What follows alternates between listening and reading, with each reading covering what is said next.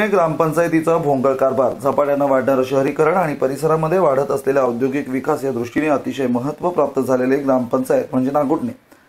रोज वाढणारी लोकसंख्या आणि आजूबाजूला असलेल्या औद्योगिक क्षेत्रातील प्रकल्पांच्या अनुषंगाने नागोठणे शहरात वाढणारी कामगारांची म्हणजेच नोकरदारांची लोकसंख्या या अनुषंगाने आणि शहरातील गजबजलेली वस्तीसाठी लागणारं पाणी म्हणजे जीवन असे मानणारी आपली संस्कृती असताना त्यांच्या हातात गावाचा कारभार आहे अशी गावगाडा चालवणारी ग्रामपंचायत जर स्वतःच पाण्याचा अपव्यय करत असेल तर ते सामान्य जनतेला पाणी वाचवा मोहिमेचं महत्त्व कसं समजावतील।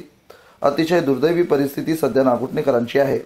आपण याद्वारे पाहू शकतो की किती मोठ्या प्रमाणात पाणी वाहून जात आहे। इथून ये-जा करणाऱ्या नागरिकांचं आणि शाळकरी मुलांचे कपडे खराब होत आहेत। हे यांना दिसत नाहीत का असा सवाल नागरिक करतायत। जाणून बुजून याकडे कानाडोळा केला जातोय हे यावरून स्पष्ट होते।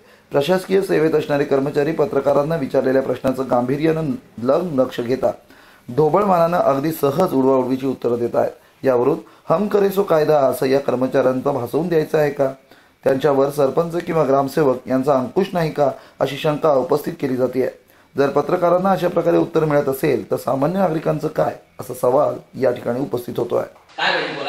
टाकी पाणी वाया चाललंय, काय म्हणतं आपलं?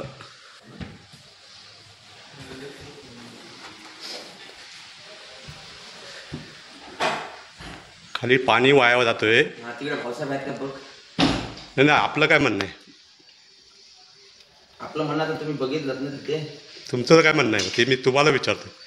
आमचं म्हणणं काय, पाणी जर तिथे भरला टाकी पटकन लगेच लक्षात येत नाही, कारण ओव्हरफ्लो जो आहे तो बाहेर आहे। अच्छा, त्याच्यामुळे पाणी भरले की टाकी लगेच लक्षात येत नाही। त्याच्यावर काय उपाययोजना नाही काय? उपाययोजना म्हणजे आम्हाला माहीत झालं का आम्ही पण करतो ते, कोणतरी आपल्याला सांगतो तिथून बाबा पाणी चाललंय किंवा पाणी भरलंय। आम्हाला पण अंदाज असतो की बाबा अर्ध्या तासानं काय पाऊण तासामध्ये ती भरेल, तर तेवढ्या तासामध्ये आम्ही बंद करतो। कधी कधी बायचान्समध्ये एखाद्या वेळेला ते जाते पाणी, सारखं जात नाही। ओके।